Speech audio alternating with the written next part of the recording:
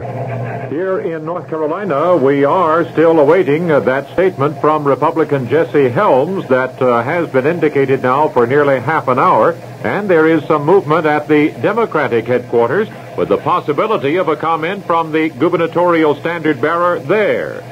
Wally Osley has Skipper Bowles on the open line. Bob, apparently about this time of night, most of the candidates feel that they need to stop by periodically and talk to their faithful, and that's the case as Skipper Bowles makes his way into the ballroom at the Sir Walter Hotel, which is jammed now with hundreds and hundreds of supporters, shoulder to shoulder.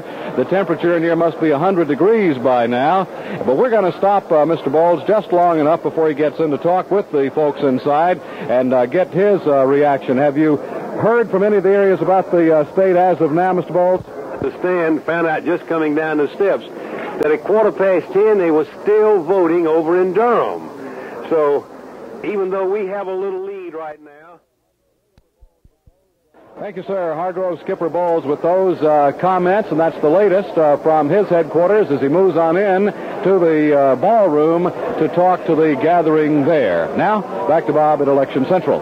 Right you are, Wally, and that race has come up to an almost identically matched 50-50 deadlock, with Bowles now very narrowly back in the lead with 186,565 votes against 185,757 for Republican Jim Holzhauser. We now have later returns from Wake County. For that, we switch to the courthouse and WPTF's Wayne Ennis. Thank you, Bob. We now have 37 of 70 precincts reporting in. Unofficial returns, all of the amendments, constitutional amendments. 8,754 for sixth place. We'll have more returns coming up in just a few minutes. Now back to Election Central. On the national scene, President Nixon is just now commenting on the election situation. We join NBC for those comments. In the Nixon camp, it is expected that at least another, perhaps 3 or 4, will also be in the Nixon camp. You're listening to NBC News election coverage brought to you by INA, Insurance Company of North America. This is Bob Farrington in WPTF's Election Central. New and later figures on the governor's race leave it still a neck-and-neck horse race, almost unbelievably tight. The leader is Skipper Bowles with 207,772 against 207,035 for Republican Jim Holzhauser. So the difference is just over 700 votes out of nearly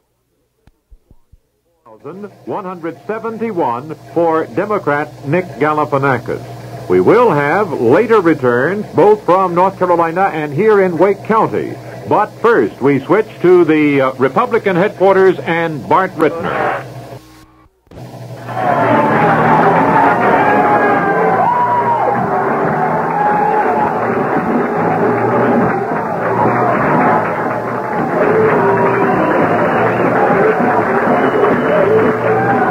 There is great joy in the Hilton Inn tonight.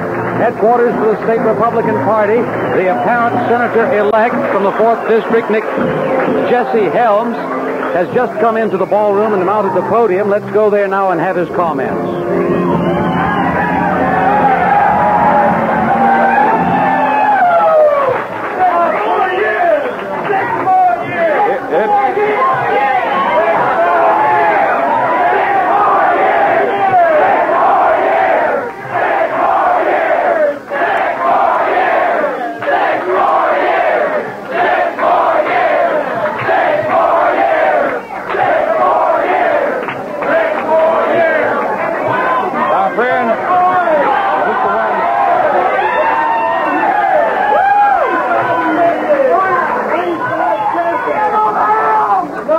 As the saying goes, ladies and gentlemen, bless your heart. More votes. He may come back later this evening. He is being ushered out now, and the reporters are trying to get to them without success. We will be back when Mr. Helms comes back to the ballroom of the Hilton Inn in Raleigh. This is Bart Rittner, now back to Election Central. The pandemonium that you heard on that ballroom floor is equaled here even closer to our Election Central at the Hotel Sir Walter in downtown Raleigh. And we get an idea of that situation now from a recent visitor, Carl Venters.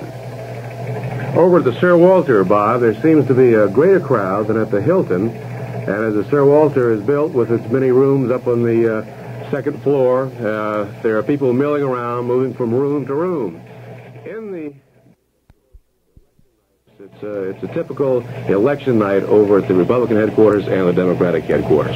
Well, it's interesting that we were promised rain on this election day, and here in the central and eastern part of the state, it didn't get here until the polls had officially closed, but I do understand that some voters were literally caught in the rain. As Skipper Bowles commented a few minutes ago, people literally were still voting in Durham County.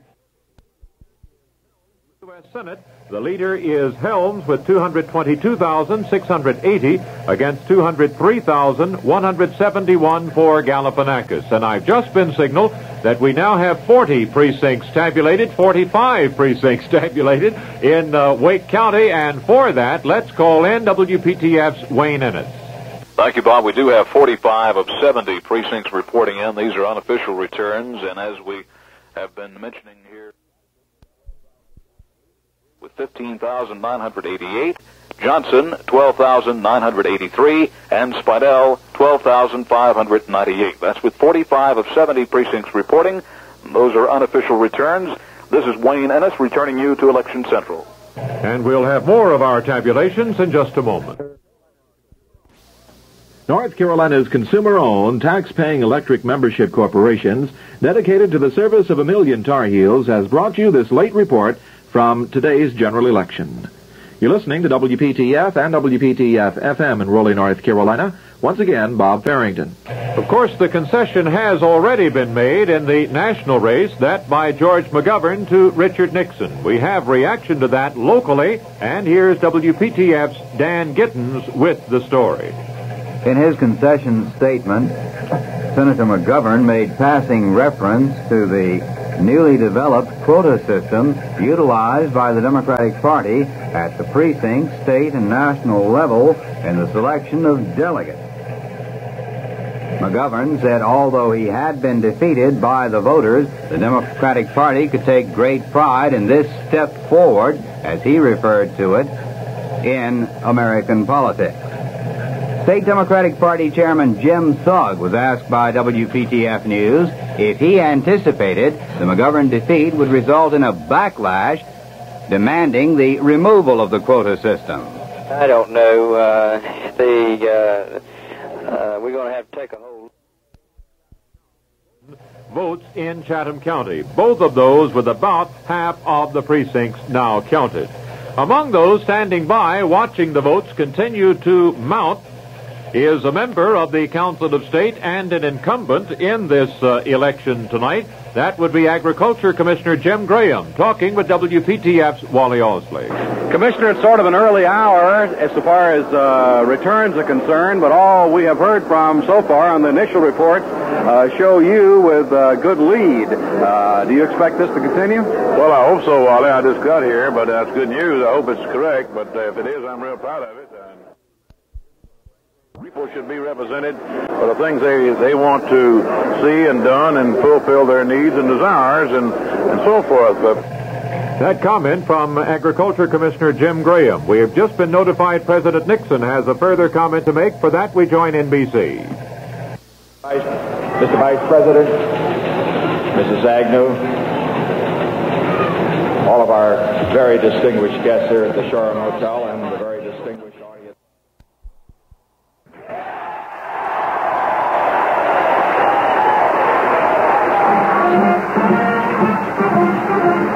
President Nixon, having addressed himself to a cheering large crowd at the Shoreham Hotel in Washington, D.C., now brings to the podium his winning vice presidential candidate, Spiro Agnew.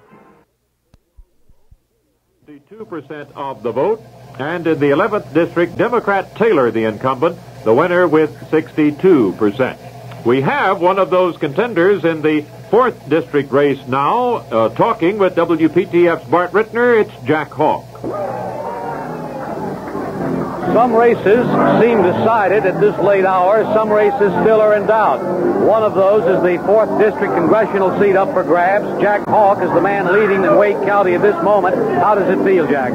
It looks real good at this point to us, but it just seems our returns are coming in pretty slow. Happy all across the state. I understand my friend Jim Martin down in the 9th is doing real well, too. Jack, thank you very much, and good luck to you. Thank you. Appreciate it. Jack Hawk, Republican candidate for the 4th Congressional District seat up for grabs, has been with us. This is Bart Rittner returning you to Election Central. Right you are, Bart, and of course we are standing by for still later returns here in Wake County, not only on that 4th District race, but also on the numerous and quite interesting local races. If you're just joining us, the proposed merger of the Raleigh and Wake County schools apparently has gone down to defeat. The latest tally we saw on that question was nearly 3-1 against. Again, it's running almost a landslide against the proposed merger of the Raleigh and Wake County schools, the margin about 3-1. Checking again in other areas of the 4th District in Durham County, Andrews has